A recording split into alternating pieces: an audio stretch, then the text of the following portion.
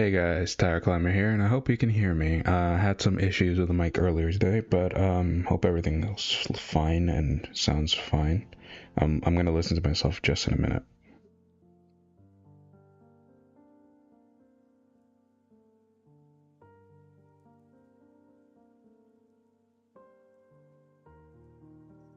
I sound fine. Cool. Um, okay, so I have some things in chat already. I'm gonna answer one in particular first. It's the last one is the hiatus over. I'm assuming that you read these the chapters like live, quote unquote live, like the Raws.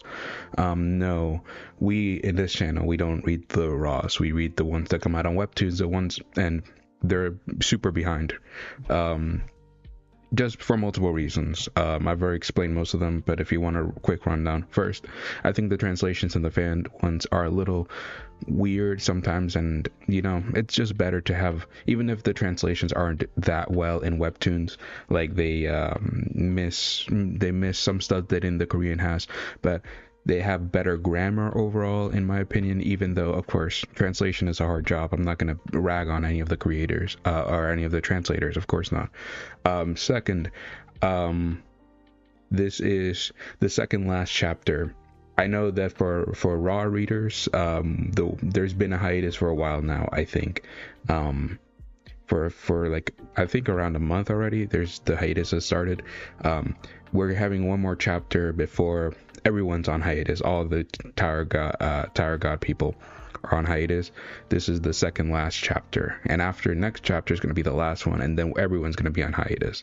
So no, the hiatus is not over. We're reading the second last chapter that came out yesterday on Webtoon.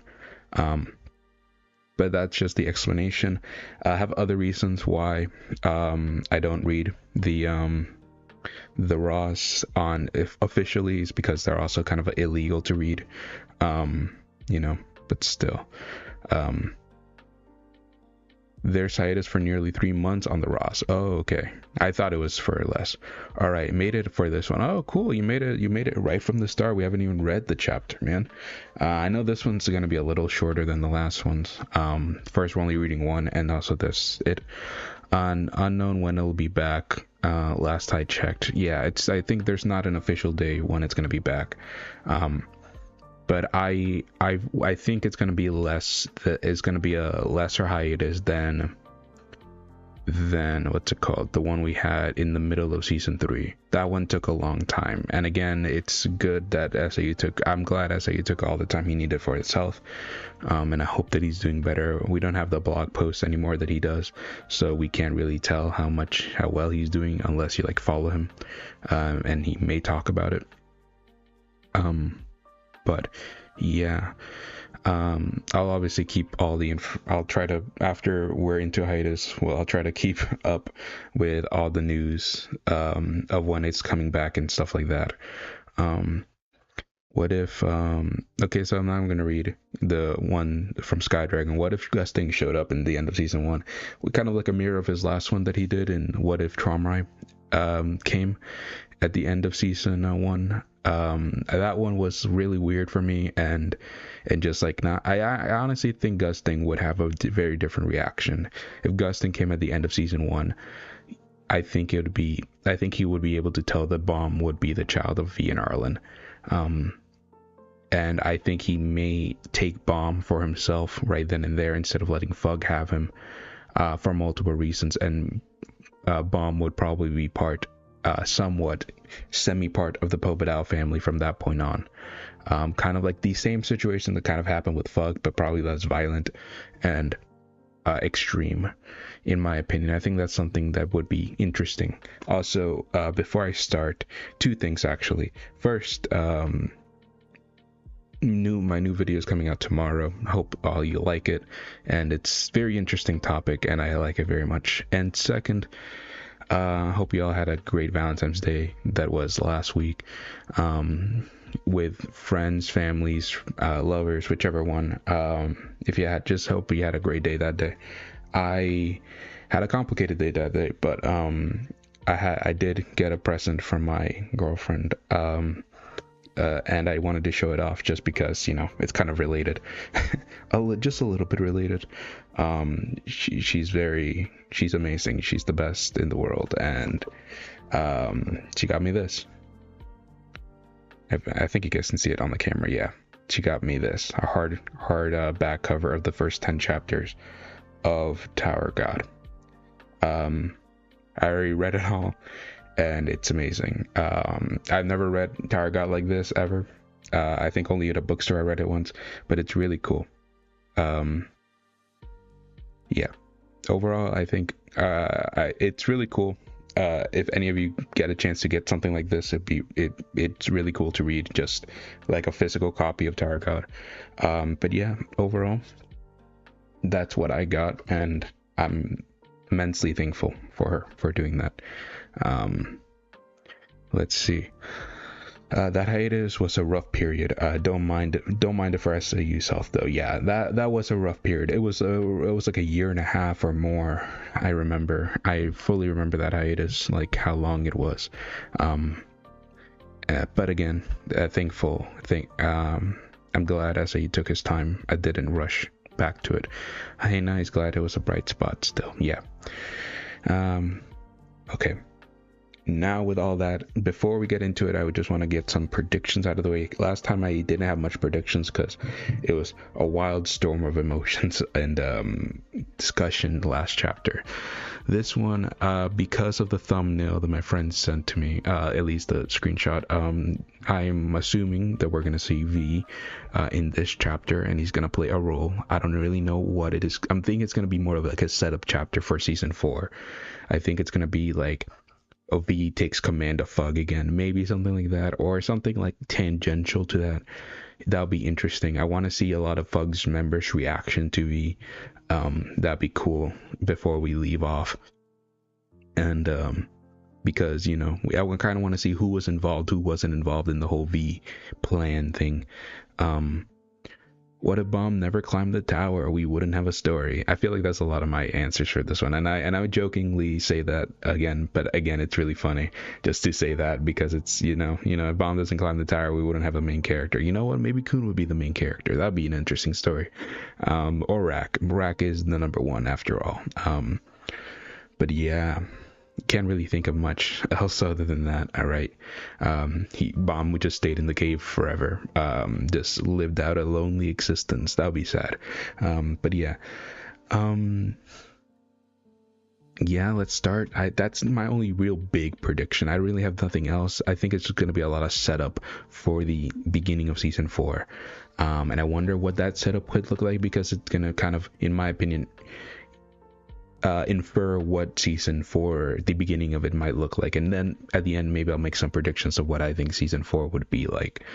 But yeah, I think I'm in the right page. I always say that and I always am wrong, but I think I am in the right page.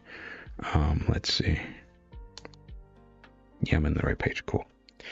Ooh, we got it right this time, boys. But let's yeah, let me just get my chat up here so I don't miss out what you guys are saying at all.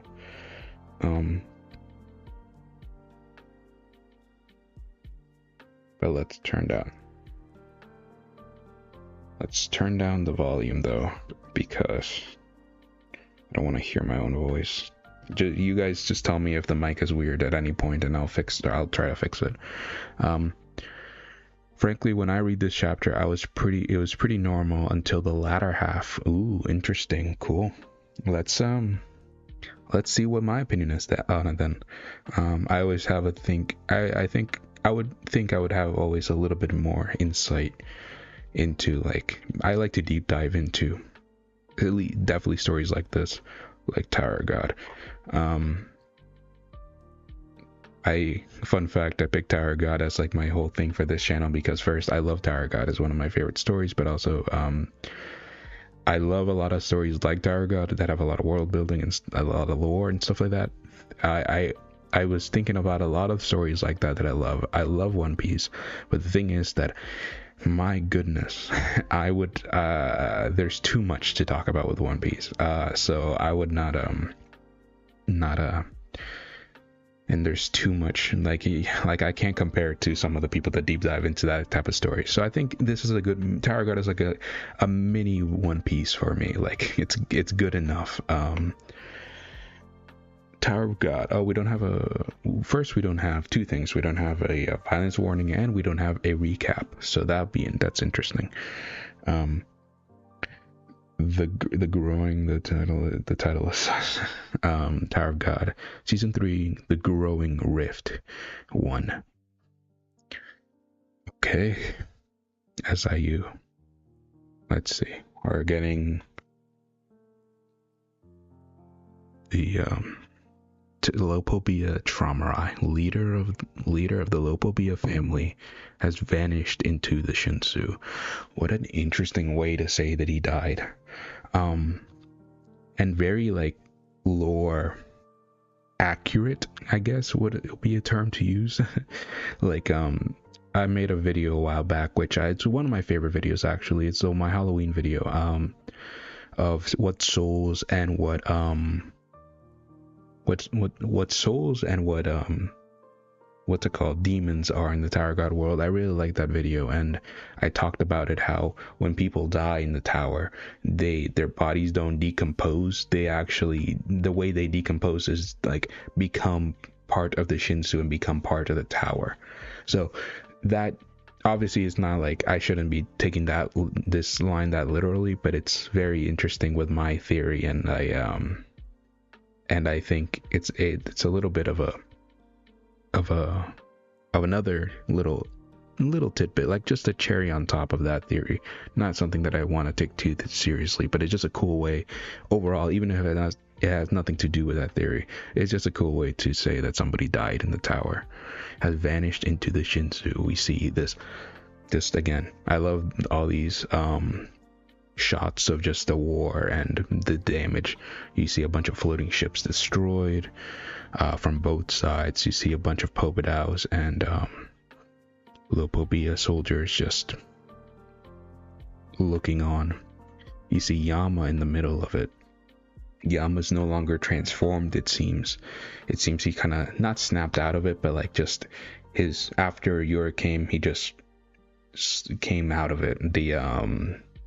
This transformation that he had, the wild beast form.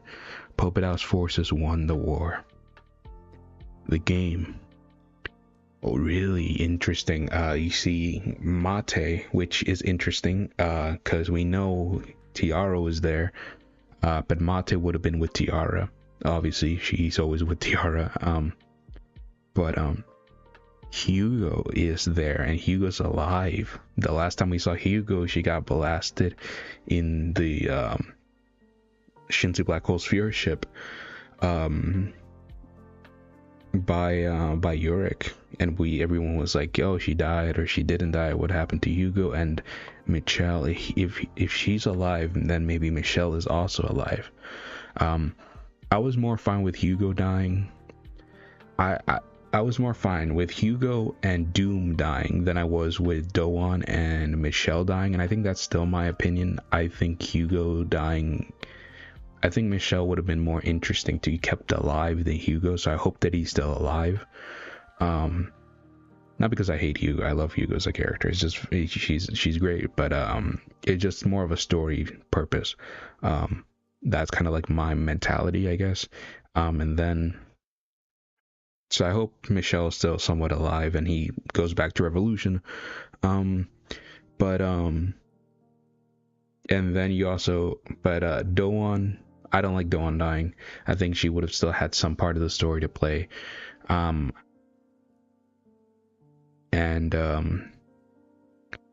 But what's it called?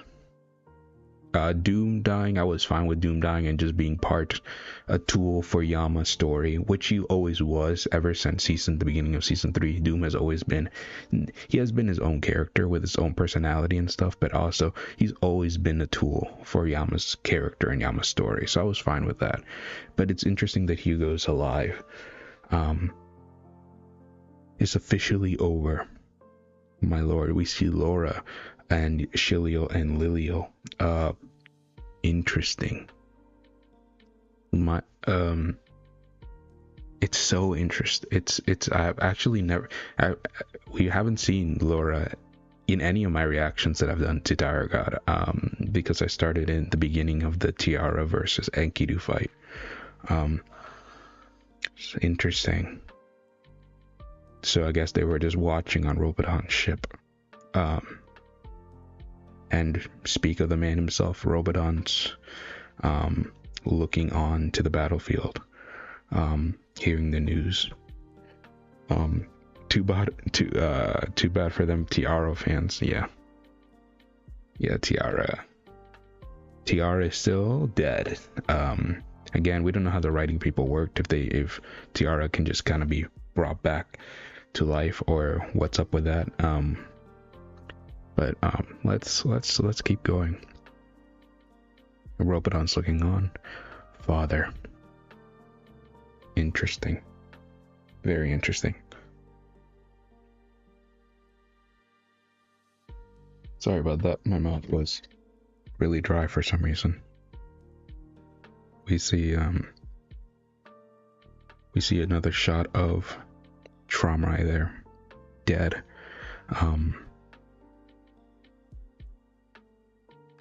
Dang it, it can't end like this. Who's saying this? Down with... Oh, just a random soldier. Dang it can't end like this. Down with Pobadao. We must avenge Lord Tromrai. Interesting. And again, Tromrai, because Tromrai is like the most reclusive family head. I honestly think Tromrai was probably like the most symbol, which is weird to say, right? But it's true, because he's not, no one knows him personally. He's so disconnected from everyone, even his own family, that he's more of a, I feel like he's more like a myth in his family. Like what Tromrai wanted to do was become, like how he said last chapter, like a god. I feel like that's what he became for his family, like a god. Just the other family heads are still gods, but some are more leaders than gods, in my opinion. I honestly think Pobadao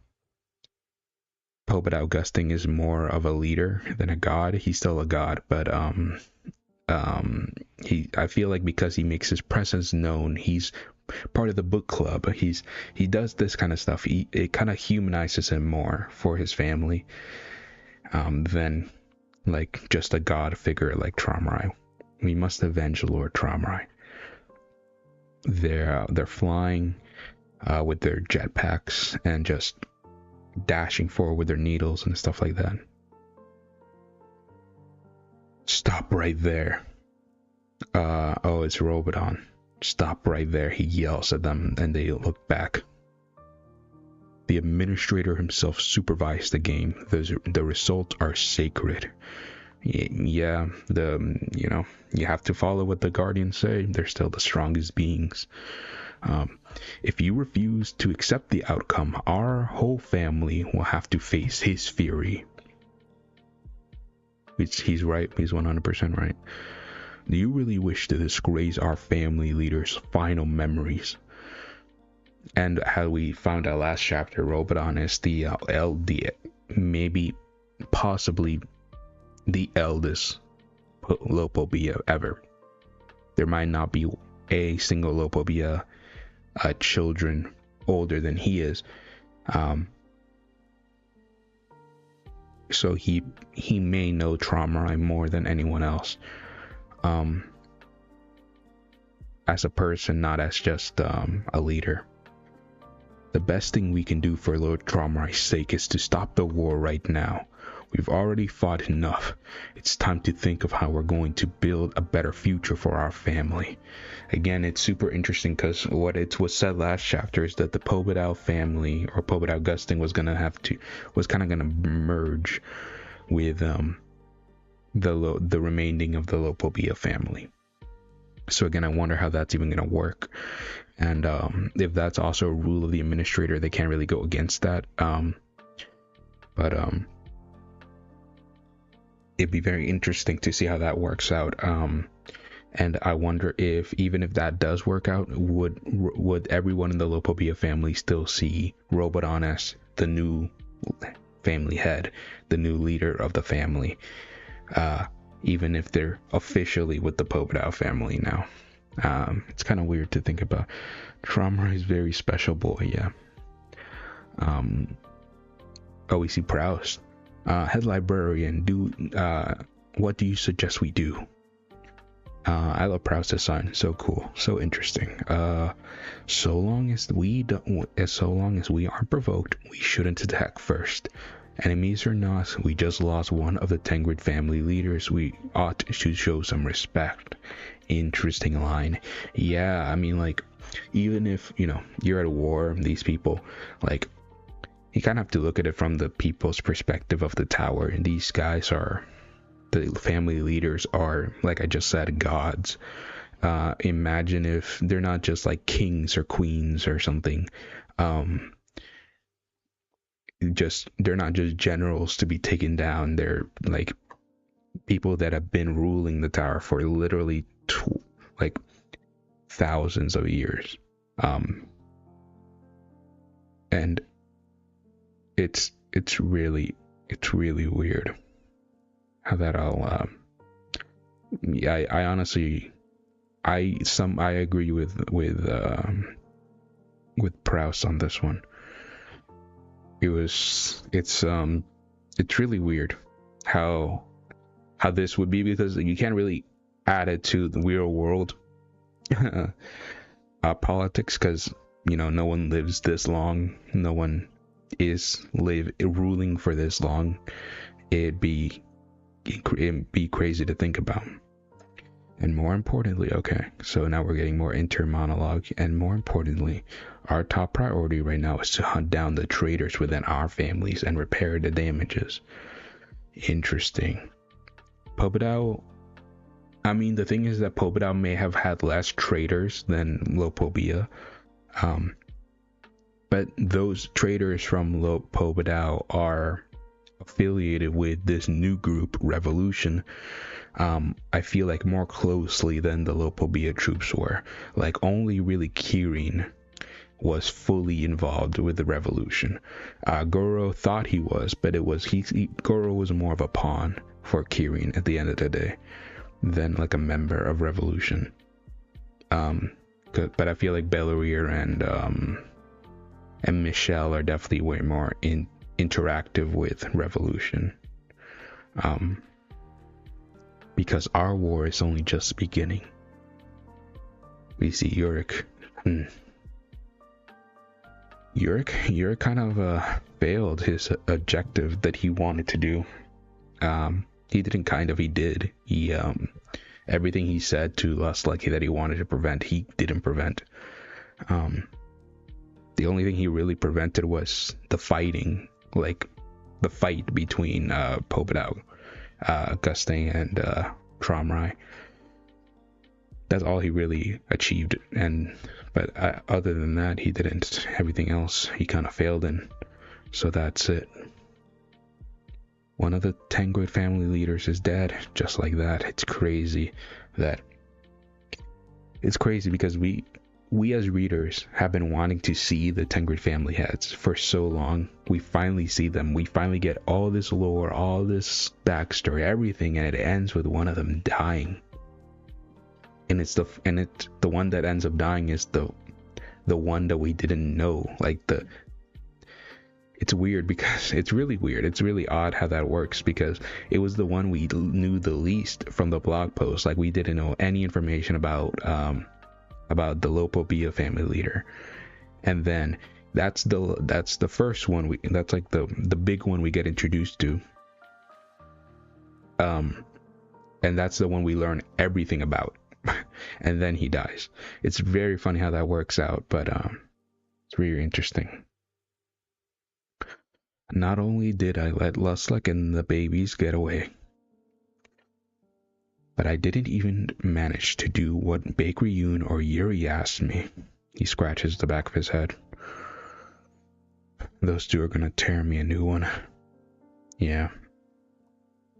Be a very funny scene to see Yuri do that, but I honestly really wish I want to see Bakery Yoon in season 4.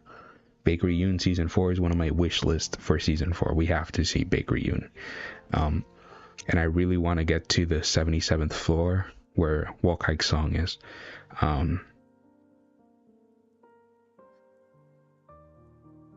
Because we're getting all this stuff with Fug and the leader of Fug and everything. Huh, what a nuisance. Things are about to get a lot more chaotic in the tower, for sure. Gets all this backstory and dies, essentially used as a setup for what the others are like in the future, I bet. Yeah. And yeah, don't worry, you didn't have to spell bet. I got what you got. No, it's very interesting.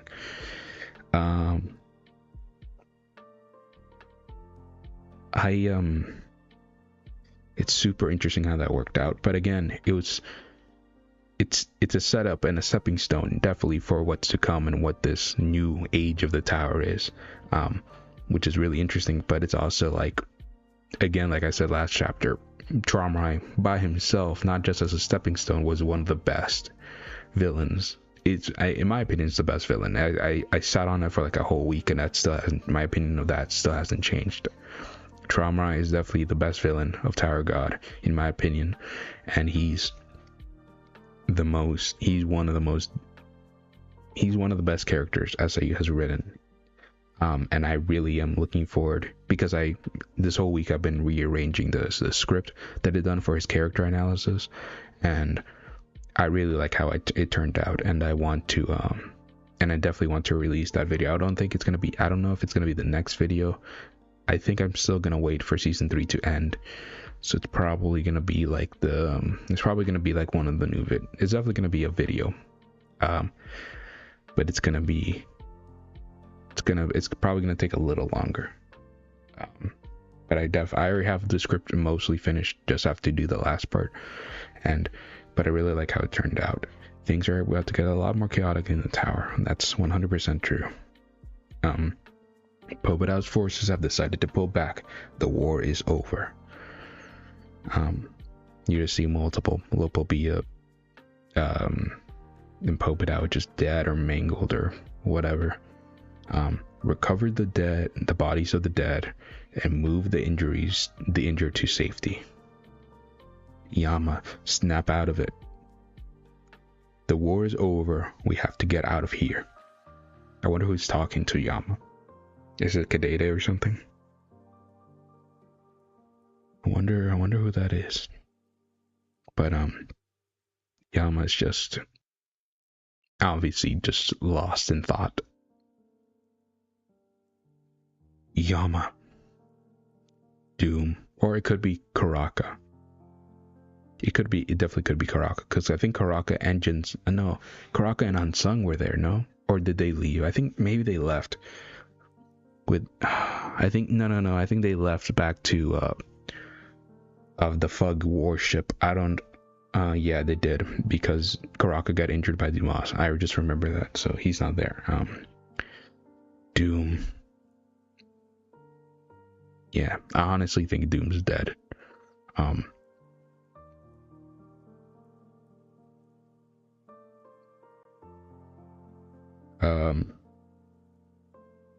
What's it called?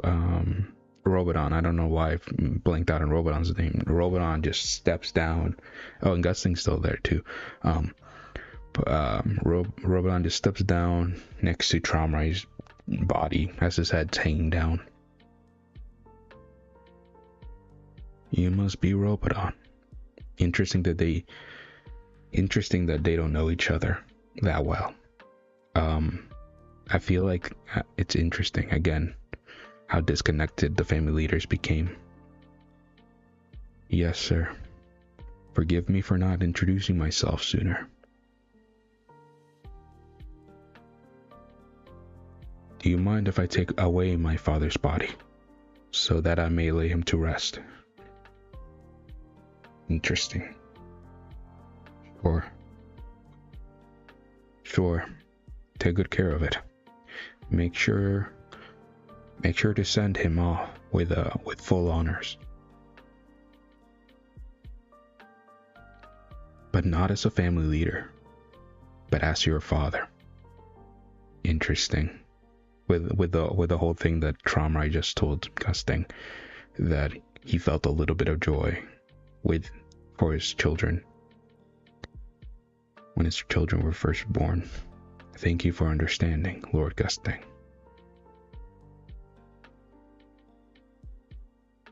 What are you going to do now? We need to find Baum. We'll go with you since we'll go for you for now since you agreed to help us. All right, follow me then. I like how Kuhn is just down to business. We need to find Baum now. Especially with all the craziness that just happened in front of them. Let's go, Dumas. Dumas just appears. I just imagine Dumas was just in a corner, just like secretly watching everything, but he just like appears. Yes, my lord. I was gonna say like father, like son, because now they're missing arms, but Dumas is missing both, so that's Robodon. Interesting. So Dumas looks at Robodon, at least with one of his eyes. His other eyes are going all over the place. But he's looking at Robodon, and interesting, because Robodon and Dumas are very, I think I even said that in one of my reactions. Robodon and Dumas are very similar. First, they're like the third strongest of the families, of their respective families, or third in command, or whatever you want to say them. They're deeply loyal to their family head, like to the point where you can call them like a guard dog and stuff like that. And they've even both done actions that aren't exactly what the family leader ordered them to do, but they do it because they think it's still the best for their family leader as a person. So it's interesting. Dumas versus Robodon showdown foreshadowing. That'd be sick. That just being honest, that'd be super sick. That'd be like, honestly, I would honestly pay for that fight. But it's interesting. So that's Robodon, Dumas, and I wonder if they've ever met on the battlefield. Like I don't know. With him saying, and so that's Robodon, it could be just a translation thing where he could have just said Robodon or something. But I wonder what their relationship is, and if they didn't have a relationship before this, they just look at each other. I'm sure we'll be seeing each other again. Interesting. Definitely foreshadowing. I don't know if it's like a fight foreshadowing. That'd be cool though. And you see this good panel of Gusting just walking off, and in the background you see a little blurry Robodon with his one arm taking his father, Trauma. And this is before they say, because I think there's going to be a bubble, I think, maybe there's not.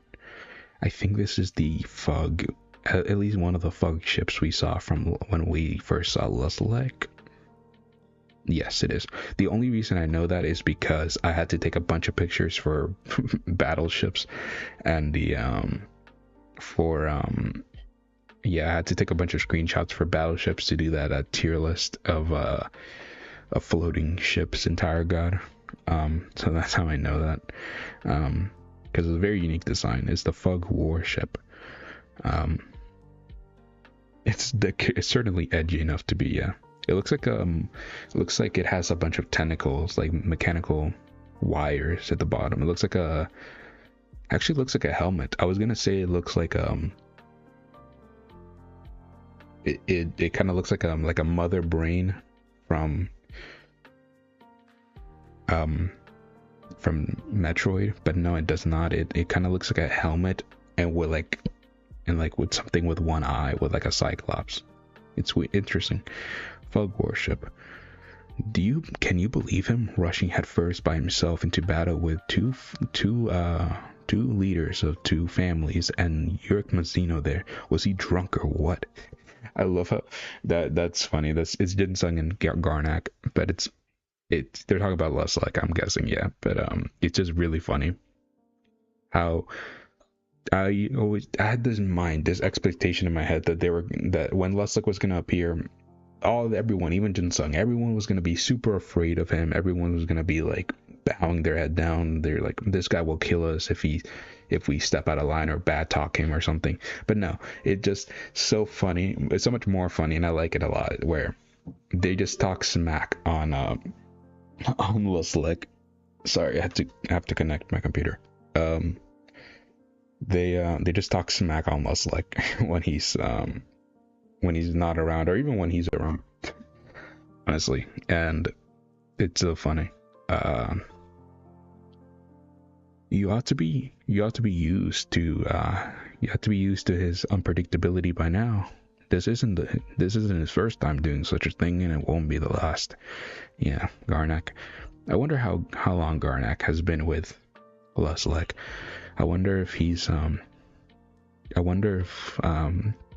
Garnak has been with Lustig for longer than Jinsung, because Jinsung's been a part of Fug for at least 3,000 years, due to the Calavan flashback we had. So I wonder how long Garnak has been part of Fug. Basically employees talking crap about their boss. Yeah.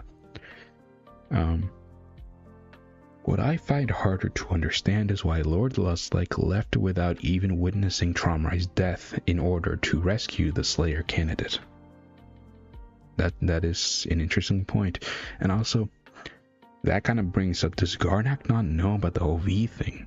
I would expect Garnak to be the one out of anyone else to know, because he said the whole thing with the whole thing about Lord Grace's wishes to Lustig when he had the fight with Yurik, because he referred to someone else as Lord Grace, not Lustig.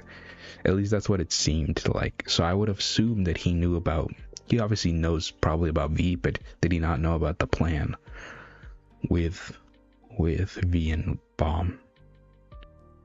Likewise, I think it makes a lot of sense for Jinsung not to know. I think it would have been so messed up if we learned everything, because I think a lot of people already get on Jinsung's case, which, rightfully so. I think, yeah, Jinsung's not a good guy. He did have to do a lot of stuff, and it's even been mentioned in the story that he brought Bomb down this path of feeling empty and feeling even more lonely because of Fug and everything.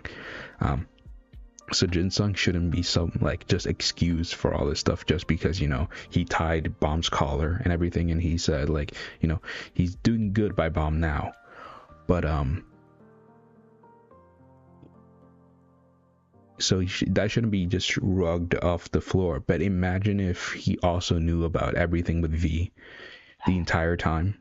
I think that would make everything way worse, and just rereading the whole parts of the story with Jinsung would feel way more manipulative now with that in mind. So I think it's good that he doesn't know, because kind of just makes Jinsung feel even more bad. Yeah. Though his deep care for Bomb's development still shows through. Yeah, 100%. Yeah. Jinsung developed into a more caring person, definitely, with Bomb. But his past is still a past, and still there. And it's even mentioned in the story by Karaka, that Bomb's going out to save his master, even though his master's the one who put him down this path in the first place. This path of what's it called? How did Karaka say it? I think it's like artificial hatred for someone else, for Jihad, even though Bomb himself didn't actually have any hatred for Jihad. He didn't know anything about him. He just got placed as artificial hatred by everyone in Fug, until Bomb himself realized that Jihad is not a good person. As far as I know, there hasn't been any contact between him and Viol. Does he just have a soft spot soft spot for him. Jesus. No, but that's also interesting. Lustlike has not had any direct interaction with Bomb.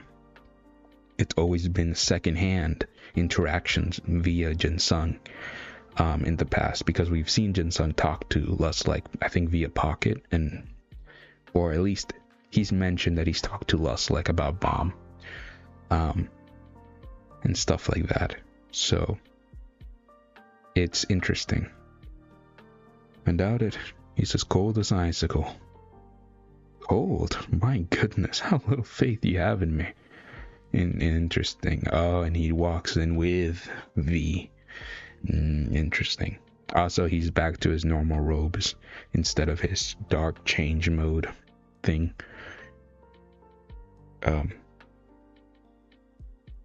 I like how he just comes in cold. My goodness, how little faith you have in me. Just very casual. I like his casuality with everyone in Fug. Lord Lustlike. Lustlike's design is so cool. And we see that's just a shot from season 2 Bomb. That's just Viol. That's just you, Viol Grace, right there. With his eyes hidden. It's so funny. No, but he just walks past him. Jinsung instantly knows. He looks. Do you two work for Lustlike? That's the thumbnail. That's the thumbnail shot. Do you two work for Lustlike? Interesting that he's talking to Jinsung. Viol.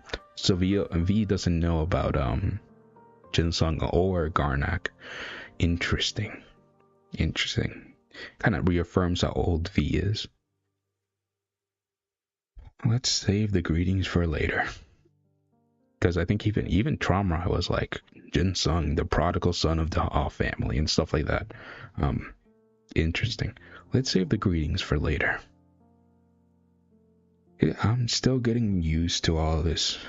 I've been gone for a very long time. It's kind of goofy to think that it might have been Lustlike's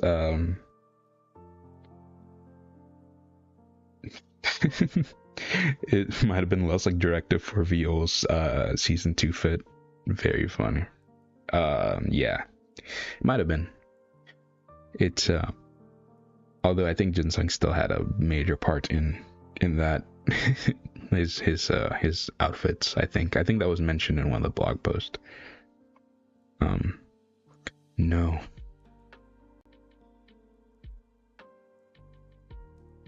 That's not Viol. He smirks. I like that panel of V.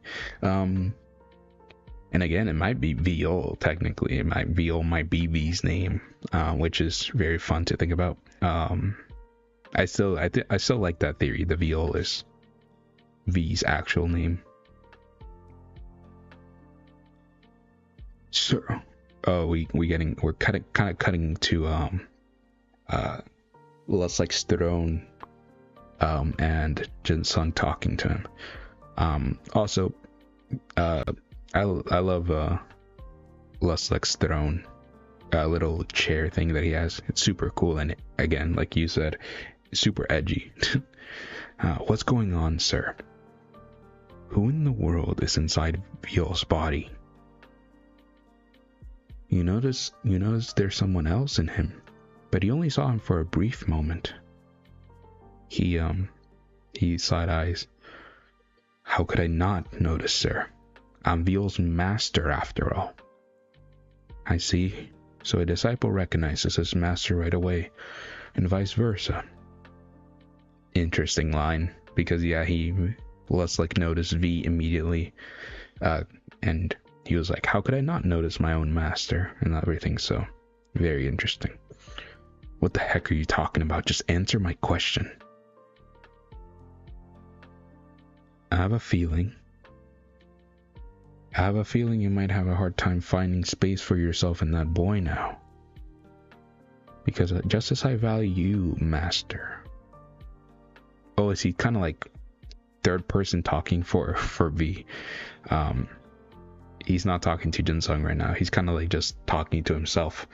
Okay, so that makes, I think, more sense, because I was like, what? I have a feeling you might have a hard time finding yourself space for yourself in that boy now, because just as I value you, master, there appears to be quite a few people who value the Slayer candidate as well. Interesting. Kind of like a interesting. So that's kind of putting a divide between Lustlix wants and everyone else that like likes Bomb. Maybe we get like maybe not a civil war, but more like we get another piece of Fug, a more faction of Fug that cares for Bomb more than V. Interesting. And I wonder, I honestly wonder if there is something like that. Who would Hwaryun pick? Who would Hwary? Because we know Hwaryun knows about the whole V thing. We know that's like mostly confirmed. The Hansung thing is like speculative, even though I think he is. But the Hwaryun, she knows. But I wonder what side she would pick. Interesting. And Lustlix would pick V, as this dialogue indicates. Just as I value you, master, because he values V more than Bomb. Master. Jinsung picks up on him saying that, and we get V just zonked out on the bed. Interesting. We see his like fingers like just swoosh, twitch. Oh, it's I didn't notice. It was like the hair reforming, kind of getting shorter. Season War full on Fug Civil War. That'd be sick. We did get a lot more Fug. That'd be cool. Be cool if we get a section of Fug that's the main villains again in the story. That'd be fun. But interesting. We get Bomb with his normal hairstyle. He de-transformed from V, and it's Bomb. We see his brown goldish eyes. They're definitely more brown in this shot. He gets up. He kind of wonder how much he remembers from that, or anything at all. Where am I? What happened? So he doesn't know. He doesn't know what happened. After he said, no, you can't have my body, he just like passed out. Interesting. Where is this place? It looks like I think it means a floating character. It looks like a floating carrier. Why did I suddenly pass out? He steps. What about the game? Where are Kun and Rak?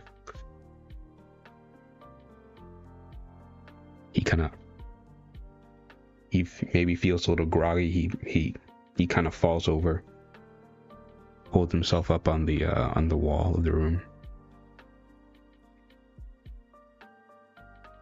Oh, and he bangs it, and then there's just a splash of Shinsu just there. Interesting. He looks confused. I wonder how much this influenced Bomb's actual body, be getting taken over by somebody as powerful as V. Is the wall covered in Shinsu? No, wait.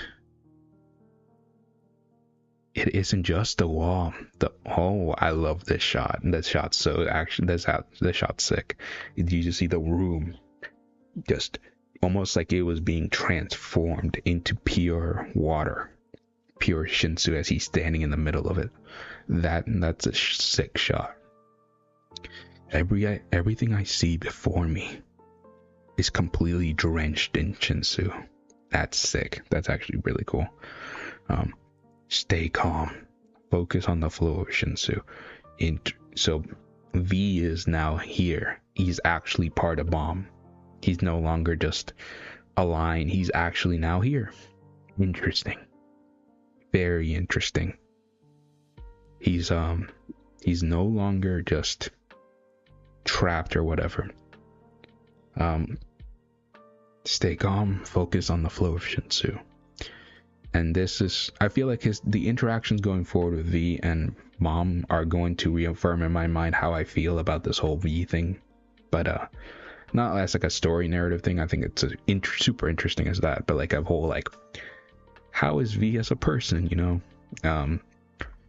Because you know, I've had I can't even want to say how many discussions I've had with people at this point of like V, good person, bad person, good father, bad father. It's for me, it's just like I need more. I'm like I just got into a middle ground. I'm like I just need more. I don't think in the moment, even though he saved Bomb's life, I don't think V is gonna be a good person, and at least in this story. But that's just me. It could change. Stay calm. Focus on the flow of Shinsu. Who said that? Take a few deep breaths. Just give yourself over.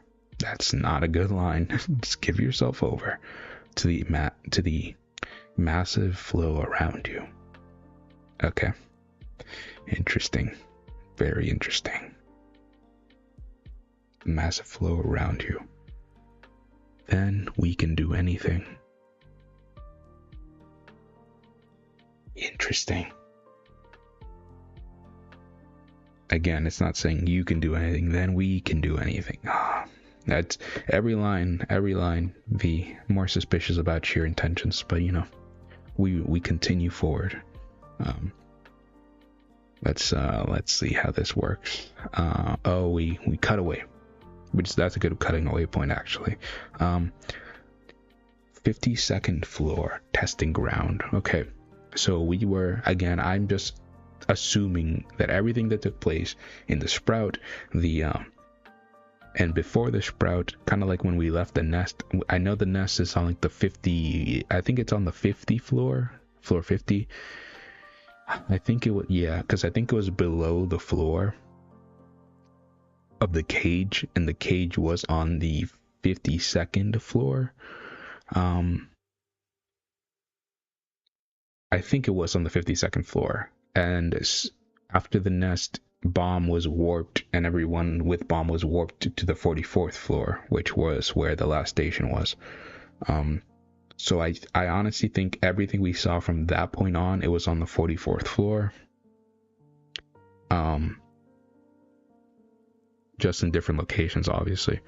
But now we're back to the 52nd floor. Again, the floor, I'm pretty sure it's the same floor where the cage was. So we see the 52nd floor, testing ground. We see a testing ground, so we're probably going to see some regulars. I'm not going to get too hyped, because I just immediately started being like, Wong Nong, like, well, what are we going to see now? Abandoned ship. I wonder if he is trying to make Bomb stronger. I wonder if this is V trying to make Bomb stronger. I wonder if that's the case, and I wonder for what purpose. I feel like obviously he's trying to coach Bomb through this feeling of power that he's feeling right now. But I wonder again for what purpose. You know, I think it's more complicated than just V cares about Bomb and whatever. At least Bomb, this version of Bomb. I think it'd be interesting to see how this develops. Abandoned ship. We see someone with red hair, drenched in blood. Like this dude looks like he's dead. Like on this abandoned ship. We see. Is that Loro? Whoa, wait. Sorry. That's Loro. It's Amigo. Whoa, wait, it's Amigo, Chaz. That is Amigo. I just saw the wings. It's that sometimes he has wings, sometimes he doesn't. I think they're like removable or something, as you said. But that is Amigo. Oh my god, Amigo got messed up. It's Loro. And who's this girl? Another from another team, or is this like a new member of Team Shibisu? So it's Team Shibisu. Wow, they're bloodied. I've never seen Laurel bloodied up. I've never seen that in my life before. Wow. I imagine he was still sleeping throughout the whole test and he just got beaten up in his sleep. No, but I'm just joking. It's damn. Okay. Yeah, and that's Laura. Yeah, I noticed Lauro, but I didn't notice Amigo Chess. I just didn't see the wings. Don't remember any green hair girl. Yeah, I don't know if this is just a different member of another team that took the test with them, or if this is a new member, because they're definitely not a green hair girl. Or if this is a new member of Team Shibisu we just never got to see them recruit, which happens. I think would happen if they needed somebody to climb with them. We see a knock holding that looks like the green April, but obviously it's not. It's just like probably a green needle, a green hook, because we know Yuri has the green April. Jesus, man, and Knock is bloodied. Who did this? Oh God, my mind is racing. Who did this? Who beat up Loro, Amigo Chaz, some other girl we don't know, and a Knock? A Knock is strong, man. For regulars, she's powerful. She's like on the ground, bloodied, kneeling. She staggers. You there? Who is that? It's obviously, I was gonna say a girl, but from this story, a lot of guys have long hair too. What is that they have? Like I'm sorry, I'm zooming in for everything. Is that a spear? Looks like it looks like a lance. I'm sorry, I'm gonna take my time with this because I feel like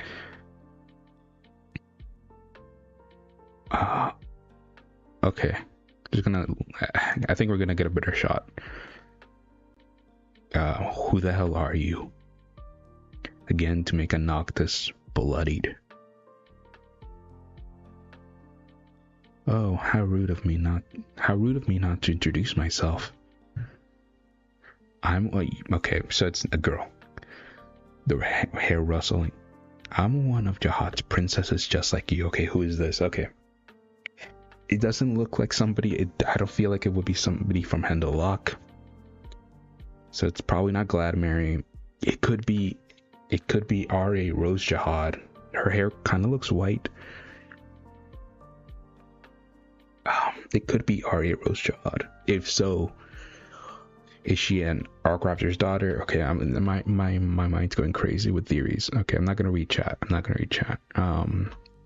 One of the Jahad's princesses, just like you. She recognized Anak as Jahad's princesses. That's interesting. Because I feel like whenever we meet a Jahad princess, they're always like, talking down to Anak. Just like you. I belong to the Coon family. It's a Coon. Trying to think my mind. Oh no. Is this... I just realized who it is. I think it is. If I read this and it says who I think it is. The Coon family. I'm a Jahad princess. I belong to the Coon family. It's... First of all, amazing design. My name is Maria. Okay. Maria Jahad. Maria Jahad Kun, I think that's how you would say, or Kun Maria Jahad, something like that, whichever. Yeah, because it's Ha Yuri Jahad. Yeah, it's different in Korean, I think, or also, whatever. So it's Kun Maria Jahad. How many chapters has it been since we saw Maria? Last time we saw anything about like Maria, like drawn in the story, was probably like, oof, I think it's actually I think it's Hidden Floor. I think in Hidden Floor, with Kun was having his whole ice moment, we saw a flashback with Kun and Maria, where he was like fishing or something. and talking to him. Maria, oh. But like, she's a season 1 lore character. We are finally seeing her at the end of season 3. Maria, wow. I didn't even think about her as like a possibility, because we also know like, we know some stuff about her. We know that she's on a group with Shilio and Lilio, like a team with them. Interesting. Well, obviously not at the moment because they're both not with her, but I belong to the Kun family. My name is Maria. I'm just also great design, because we know she had like cut hair, like a bob cut, before she became a regular, but now she has like long hair, and it makes sense. She has a spear. Why didn't I even realize that? She's from the Kun family and she has a spear. And it makes sense. She beat Anok. Anok's a half princess and she's a full princess. It's like Anok going up against Endorsi. That makes a lot of sense. Wow. My name is Maria. That's Maria Jihad. Anok is sweating. Of the Kun family. Kun Aguero, Agnes' sister. To be continued. Of course, that's to be continued. God. Okay. I'm gonna leave it off on this panel because I think that's fine. Yeah, you can see it fine. Okay. Maria jump scare with a big lens. Yeah. Took you a bit. Yeah. It took me a bit, but also to my credit, if you could have given me 100 million guesses at who was going to show up this chapter, I would have picked Bakery Yoon to show up in this chapter a million times before Maria. Right? Wow. Maria Jihad. I want to know so much. I want to know so much about her personality, like what she's been up to. Also, again, like I just said, Maria's part of Shilio and Lilio's team. I just remembered that as like a fact. That also, that's like the most broken team in the tower right now. I would guess 3 princesses of Jihad, all from also 10 great families. That would be a stacked team. No matter who else was on that team, like that's a stacked team to have in the tower. I think general mention in the name hunt station. Yes, the name hunt station was also there, but we also got a general mention of her name in, I think, this arc. Actually, now that I think about it, when Kun and Shilio talked for a little bit, Maria was name dropped, and because they're on a team together, so Kun was like, "Yo, so how's Maria doing?" And I think Kun flipped Shilio off when he didn't give her any information. I think she has a big spear. To me, who asked what with Maria after episode 3 of the anime? She exists. 2025. There you go. She exists. So much more likely. So we're much more likely gonna be getting a princess arc next season. That's an arc that SIU has been wanting to do for a very long time, with Yuri as like with Yuri and Endorsi kind of like as the main characters of that arc. He said before something like that, or at least he said that Yuri was gonna be a protagonist in like an arc, and then he mentioned separately, I think, like a princess arc. So that'd be very interesting. If that's the case, we're going to be seeing a lot more Jihad princesses down the line, and that'd be sick. Also, Kun Maria is strong. Like, now we know, because I always just assumed that Maria was like, oh, she's around the same level as Shilio and Lilio, and now but I was just saying that because she was traveling with them. She's also a princess, and she's from the Kun family. Now, I know that to be the case because she just took out Anok and everyone else on that team. Obviously Hots and Shibizu weren't there, but still, I don't think Shibuzu would have done much to make the situation any better. Maybe he's smart. Shibuzu's a smart boy. He probably could have come up with something. But yeah, still, the team was lacking Hots and Shibuzu. Yeah, I just realized I didn't even read your mistake again. Like, I think this is the second time this stream I didn't even read your mistake, and I didn't even, the second time you fixed it, I still didn't notice that you made a mistake. Yeah, they were lacking Hots and Shibuzu. But still, honestly, now that we see her, out of Maria, Shilio, and Lilio, honestly, I think that the Maria is stronger. I would, if I were to place bets, obviously I wouldn't, just because of this thing, the showing. I'm not saying that she is stronger, because I would need to see that more. But if I were to place bets, I would actually say that she's stronger than them, just because she's from the Kun family, and it'd be interesting if she was.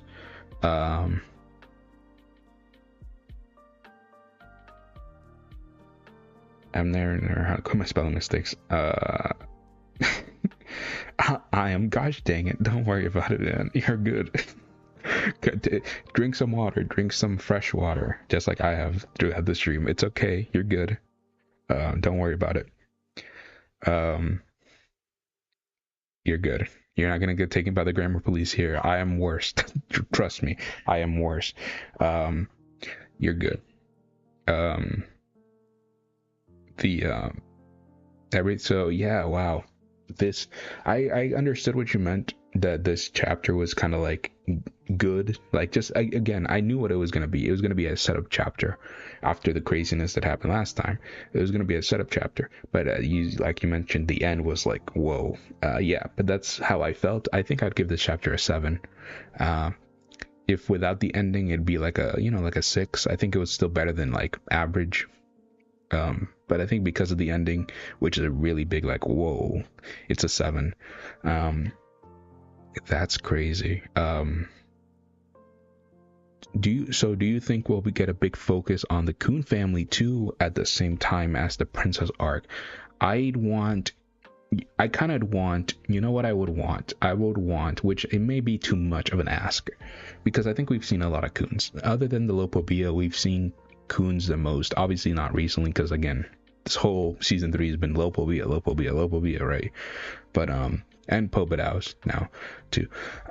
But we've seen so much of those two that we kind of forgotten how many Kuns we've seen in the story. We've seen a lot of Kuns, and I feel like we know the most about the Kun family out of any of the other families. I'd honestly want the princess arc to not only be, I think I'd want the princess arc to also be the arc where we get introduced to all the families. We get, just bar none, all the families, the Tuparis, the Hendolocks, every single family, the REAs, everything, and the Aries.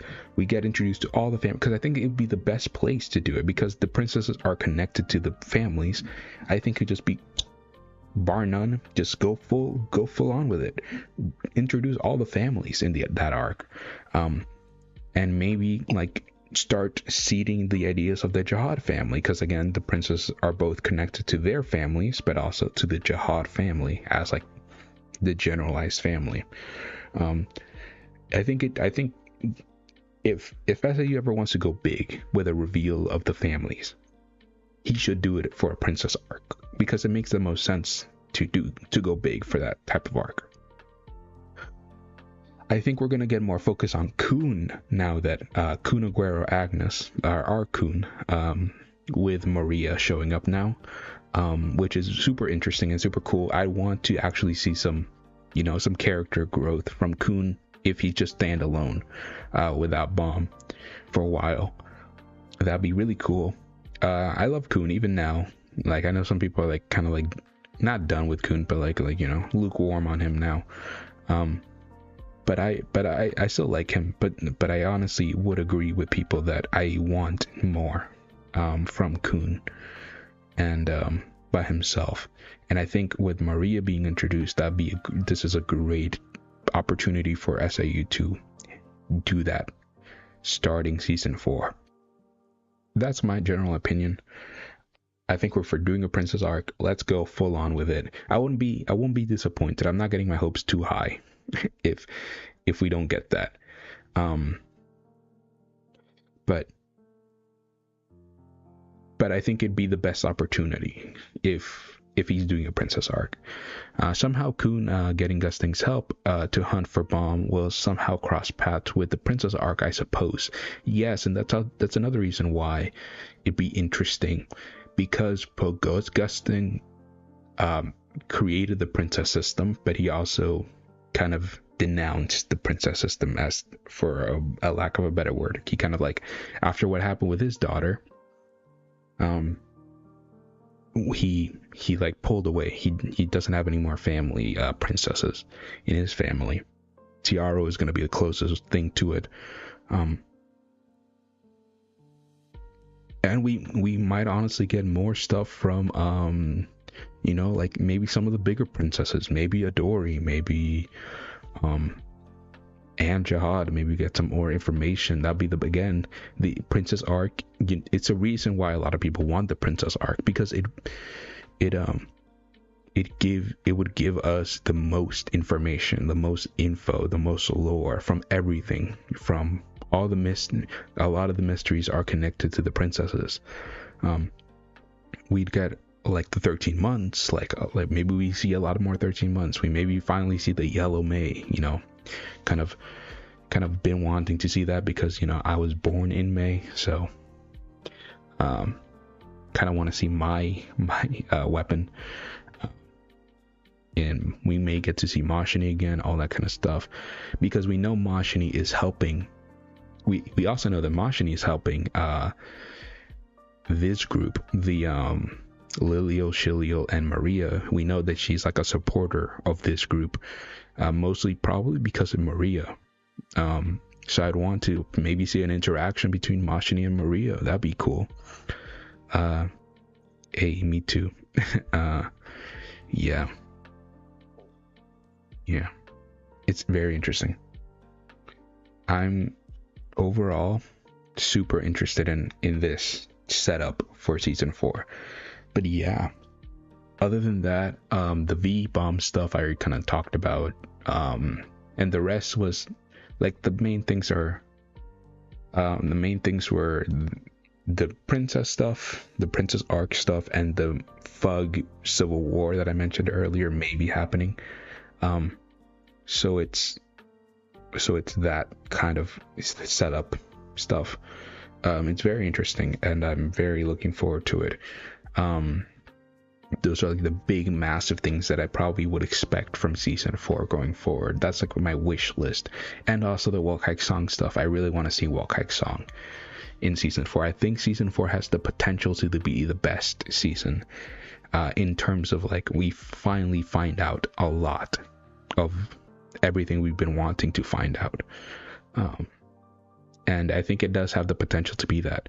So I'm very much looking forward to it. But yeah, other than that, I don't have much. Other than that, I think I've mentioned all my thoughts. Unless somebody has like a question again, I'll be happy to answer. And by the way, it also brings in more characters that we've been wanting to see, like again, Anak and Elaine getting back into the fray of things, maybe with a princess arc. The princess arc just does so much. You can do so much with a princess arc that it's just a big thing. If we get a Wokhike Song focus, it'd probably be after the princess arc. Yeah, definitely. I think so too. I think the princess arc with this setup, I think it's definitely more likely. But I think Wokhike Song is definitely more. I think it's one of my wish lists. I don't know if it may happen. I just want it to happen, so we don't know. Definitely. And I just want to see Bakery Yun finally in the story, just being honest. And we could have a good setup for the princess arc connecting to the Wokhike Song, because we know Yuri is kind of allied with Wokaik Song to a degree. She's definitely a good friendly terms with them. So I think it could work out in the story if SAU wanted it to work out. But yeah, other than that, don't have much to say. Hope you guys have a wonderful night. This stream was obviously way shorter than my other ones because we didn't have that much. We only had one chapter, but it was a really good chapter and so many discussions. And I'll be here next week for the final chapter of season 3. It's crazy to say that we're getting the final chapter of season 3 done with next time, and then we're all gonna be in hiatus together, united as one, and you'll get a lot more Targa content out of me during that hiatus to keep you all afloat, basically. So yeah, hope you guys have a wonderful time and a wonderful night. See you all next time.